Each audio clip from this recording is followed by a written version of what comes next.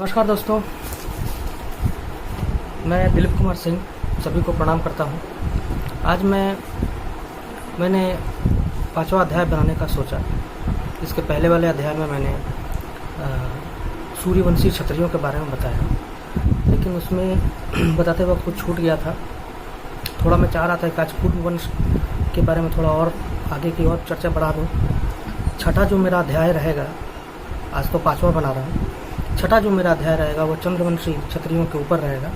तो आज मैं कूर्म वंश के ऊपर थोड़ा सा और कुछ जो बातें छूट गई थी उसके बारे में बताना चाहूँगा। तो शुरुआत करते हैं। एक चीज़ मैंने बहुत नोट की है, जिसको मैंने बहुत सुंदर से नोट करके लिखा है। मैं चाहूँगा कि मैं वही जो मैंने शोध और नोट करके लिखा वही चीज़ मैं आपको बताऊँ, ताकि आप अपने अन्य साथियों को भी वो बता पाएँ, जिससे हमारे कूर्म वंश के बारे में उनका भी नॉलेज और उनका भी ज्ञान बढ़े। तो बढ़ते हैं आगे। कर्मशीलता और दूरदर्शिता के बल पर ही परमात्मा ने इस सृष्टि की रचना की, इसलिए उसे कूर्म और कश्यप भी कहा गया। कूर्म का शाब्दिक अर्थ कर्मशील और कश्यप का शाब्दिक अर्थ दृष्टा है। कर्म और ज्ञान दोनों की समन्वित शक्तियों के बल पर अभी भी सृष्टि का विकास हो रहा है। सृष्टिकर्ता को कूर्म कहा गया है क्योंकि उसमें श्रेष्ठ कर्मशीलता और पराक्रम है। साथ ही साथ महान ज्ञानी, सर्वदृष्ट और सूक्ष्मदर्शी है, इसलिए उसे कश्यप भी कहा जाता है। इस प्रकार कूर्म और कश्यप दोनों एक ही शक्ति के दो पहलू है। मैंने पहले ही आपको बताया था कि कश्यप और कूर्म दोनों एक ही है। दोनों को कभी भी अलग करने की कोशिश ना करें, जो कि हमारे महान साम्राज्य को तोड़ने के लिए कुछ धर्म के ठेकेदारों ने वो किया कि कश्यप को अलग कर दिया। कूर्म, मैंने कश्यप से कूर्म शब्द ही गायब कर दिया, क्योंकि हमको तोड़ने का उन लोगों का विचार था और कुछ नहीं। अच्छा, यह जगत परमेश्वर द्वारा रचा गया है, इसलिए उसकी संभा कूर्म कश्यप को ही कूर्म कहते हैं। जानते हैं, परमेश्वर का नाम ही कश्यप है। कूर्मवंशी जो होते हैं वो अधिकतर जो उनका मूल होता है वो कश्यप ही होता है। तो चूँकि हम लोग कश्यप से निकले हैं, तो कश्यप कूर्म से निकले हैं, माफ कीजिए, कश्यप कूर्म से निकले हैं, तो हमारे लिए हमारा एक पिता जो है वो कश्यप ही हुए। तो भाई पिता को देवतुल्य भी माना गया है। परमेश्वर का नाम कश्यप है। ऋग्वेद का भाष्य भूमिका पेज नंबर 315 जरूर देखिएगा, उसमें आपको ये मिलेगा। कश्यप सर्वदृष्टा है क्योंकि ये सब कुछ सूक्ष्मता के साथ लेते हैं। तैत्तरीय अरण्यक का पहला मंडल, पहला अध्याय 1.8.8 जरूर देखिएगा, उसमें इसके बारे में लिखा रहेगा, कूर्म के बारे में लिखा रहेगा। समस्त प्रजाओं को कश्यप से ही उत्पत्ति माना गया है। बाद में परिवेश और स्थान के आधार पे अन्य गोत्र और प्रवर बने। सतपथ ब्राह्मण का 7वां मंडल जरूर देखिएगा। इस आपको गोत्र और प्रवर के बारे में मिलेगा, किस तरह से अन्य गोत्र और प्रवर बने, और कूर्म के बारे में। कूर्म के अत्यंत तेजस्वी होने के कारण आदित्य यानी सूर्य यानी विवस्वान को भी कूर्म कहा गया है। इसको भी सतपथ ब्राह्मण के 7वें मंडल में इसका उल्लेख है, 7वें अध्याय में जरूर देखिएगा।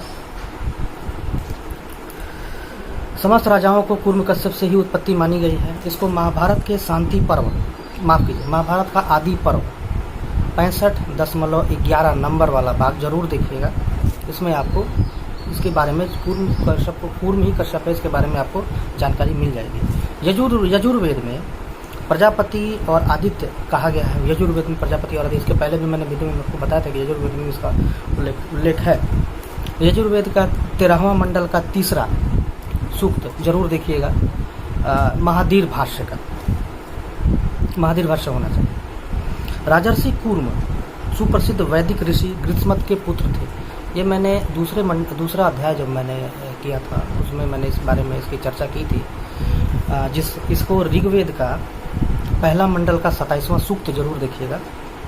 अति प्राचीन काल में उस महान ऋषि को कूर्म, उस महान ऋषि से जो भी वंश चला उससे कूर्म वंशी भी कहलाए।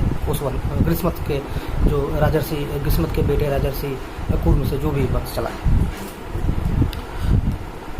चूँकि कूर्म और कश्यप आदित्य एक ही हैं, इसलिए सूर्य वंश की उत्पत्ति भी कूर्म से ही मानी जाती है, या है, मानी क्या जाती है, वो है ही।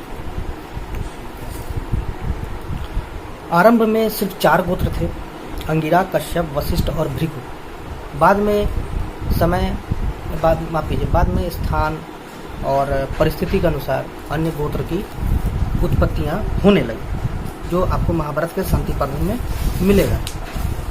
आगे बढ़ते हैं। एक और जनश्रुति जो काफ़ी लोकप्रिय है और आपकी वो जो सच्चाई लिए हुए है के अनुसार कूर्मावतार चंपा नदी के पूर्व कूर्म पर्वत, जिसे काणदेव या कानदेव कहा जाता है, यहाँ 3 वर्ष खड़ा रहा है। ठीक है, अतः इस पर्वत को ही कूर्मांचल कहते हैं। कूर्मांचल अति प्राचीन नाम है, जिसको आप लोग आजकल उत्तराखंड के नाम से जाते हैं। पूरा उत्तराखंड रीजन ही कूर्मांचल है, नेपाल को कुछ हिस्सों के लेके। इनके भाई गृहस्मत, माफ कीजिए, कूर्मांचल कहा गया। ऋषि काश्य के नाम से काशी पड़ा। ऋषि काश्य के नाम से बनारस, जो जिसको काशी भी कहा जाता है पुराना नाम, उनका काशी नाम ऋषि काश्य के ऋषि से ही पड़ा था। उनके भाई गृहस्मत थे, और विश्वामित्र गृहस्मत के चचेरे भाई थे, याद रखिए, गृहस्मत थे, जिनके बेटे का नाम भी कूर्म था, जिनसे भी चंद्रवंशी कूर्म क्षत्रिय जातियां चली। गृहस्मत के भाई, जिसको छत्रविद्ध वंशावली भी लोगों को कहा जाता है। एक चीज़ याद रखिएगा, चंद्रवंश गृहस्मत के बेटे जो है कूर्म, उनसे चला, पूरा चंद्रवंश चला, और सूर्यवंश कश्यप कूर्म से चला। ठीक है, उनके बेटे का नाम विवस्वान था, जिसको आदित्य कहा जाए। आदित्य का मतलब सूर्य होता है, तो उनसे सूर्यवंश चला। कश्यप भी कूर्म है, ये भी जानते हैं आप। तो चंद्रवंश को छत्रविद्ध वंश भी कहा जाता है, छत्रविद्ध कूर्म वंश भी कहा जाता है, और सूर्यवंश को कश्यप कूर्म सूर्यवंश का भी कहा जाता है। एक बात स्पष्ट हो जाती है, इन्हीं कश्यप कूर्म ब्रह्मर्षि और राजर्षि कूर्म से सूर्यवंश की उत्पत्ति मानी गई है। एक श्लोक है, यथा कूर्मो प्रजापतिरादित्यो वा, अर्थात कूर्म ही प्रजापति और आदित्य है। यजुर्वेद का 13वां मंडल का 30वां मंत्र जरूर देखिएगा। 13वां मंडल का 30वां मंत्र या श्लोक जरूर देखिएगा, महावीर भाष्य का, उसमें है, द्वय कूर्म देवत्ते प्रजापतिरादित्यो वा, अर्थात कूर्म प्रजापति व आदित्य है। इसे भी यजुर्वेद का 13वां का 30वां जरूर देखिएगा सूत्र। उबट्ट भाष्य में इन दोनों विद्वानों ने यजुर्वेद के भाष्य में कूर्म को प्रजापति अर्थात प्रजा की उत्पत्ति व वृद्धिकर्ता कहा, तो उन्हें आदित्य अर्थात सूर्य भी कहा। तो इससे आप कूर्म की पूरी वंशावली समझ गए। कूर्म क्या है, कूर्म कैसे है, कूर्म किस तरह से है, कूर्म का व्यापकता भी आप जान गए। तो जो लोग कहते हैं, बहुत लोग जो अनभिज्ञ हैं, जो गूगल में आजकल देखिएगा, कुछ भी चीज़ के बारे में जानकारी लेना हो तो गूगल फट से गूगल देख लेते हैं। देखिए, गूगल आपको वही दिखाएगा जो हम गूगल को प्रोवाइड करेंगे, और जो हम गूगल को प्रोवाइड नहीं करेंगे वो गूगल आपको कैसे दिखाएगा, बताइए, पॉसिबल है? तो बहुत सारे मेरे भाई बंधु हैं जो कि जब भी मैं बोलता हूँ कूर्म वंश, तो वो अपने आप को बोलने लगते हैं, भाई हम लोग कछुआ के थोड़े बेटे हैं। लेकिन देखो, कूर्म का मतलब कछुआ भी, कूर्म का मतलब ये पूरा पृथ्वी भी,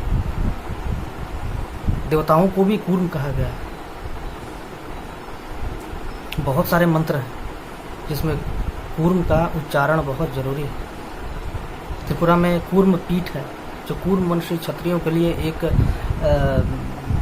क्या बोलते हैं उसको, एक स्वर्ग है जहाँ उनको अवश्य जाना चाहिए, हर हालत में जाना चाहिए उनको। वो उन्हीं के राजाओं, कूर्मवंशी राजाओं के द्वारा कूर्मवंशियों के लिए ही बनाया गया था वो कूर्मपीठ, लेकिन आप लोग तो वहाँ जाते ही नहीं। तो खैर, तो कूर्म का मतलब सिर्फ कछुआ ही नहीं होता है। कूर्म भाई हमारे ऋषि थे, कश्यप को ही कूर्म कहा गया है। छत्रविद वंश में जब ग्रीष्मत हुए, ग्रीष्मत से आपके कूर्म हुए, उनको भी कूर्म ही कहा गया। कूर्म एक राजर्षि भी थे, जो बहुत बड़े राजर्षि थे, जो मालिनी देवी के भक्त थे, वो भी एक राजा थे। चंपावत के राजा का नाम भी कूर्म ही था, जो सूर्यवंश से था। तो सिर्फ कूर्म का मतलब हमें कछुआ ही नहीं समझना चाहिए। कूर्म बहुत व्यापक है, इस चीज़ को ध्यान से समझें। सौमित्र के बेटे, अंतिम रघुवंशी जो सम्राट जो सौमित्र थे, सौमित्र के बेटे का नाम भी कूर्म था, जिनसे कछवाहा वंश का उदय माना जाता है। कछवाहा वंश उन्हीं के थे। मध्य प्रदेश के जो रघुवंशी समुदाय हैं वो भी उन्हीं के वंशज हैं, कूर्म के, सुमित्र के बेटे कूर्म के। तो ऐसा नहीं कि कूर्म का मतलब सिर्फ कछुआ होता है। थोड़ी सी जानकारी आप बढ़ाएं, थोड़े पुस्तकें, अपने इतिहास, अपने पुरातन इतिहास को पढ़ने का कोशिश तो करें। सिर्फ गूगल में आप सब कुछ ढूंढिएगा तो कुछ नहीं मिलेगा आपको। बहुत सारी चीज़ें ऐसी हैं जो गूगल में नहीं डाली गई हैं। भाई अगर सारी चीज़ें गूगल में डाल दी जाएंगी तो किसी को एक को तो धर्म का ठेकेदार बने रहना है ना, तो उसका तो धर्म का ठेकेदारी टूट जाएगा। आप ये चीज़ को समझने का कोशिश कीजिए। तो गूगल के फेर में ना पड़िए। हर चीज़ आप शॉर्ट में खोजते हैं कि हाँ हर चीज़ हमको शॉर्ट में मिल जाए, नहीं। कुछ थोड़ा सा ज्ञान बढ़ाने के लिए ज़रूर वेद का अध्ययन जरूर कीजिए। वेद, उपनिषद, महाभारत है, महाभारत जो संपूर्ण महाभारत है वो पढ़िए। वाल्मीकि संपूर्ण वाल्मीकि रामायण जरूर पढ़िए, उसमें आपको मिलेगा कूर्म शब्द, बहुत जगह मिलेगा। राजाओं को ही कूर्म कहा गया है। धन्यवाद। जय भवानी, जय महाकाल, जय विशाल, जय कूर्म वंश क्षत्रिय। धन्यवाद।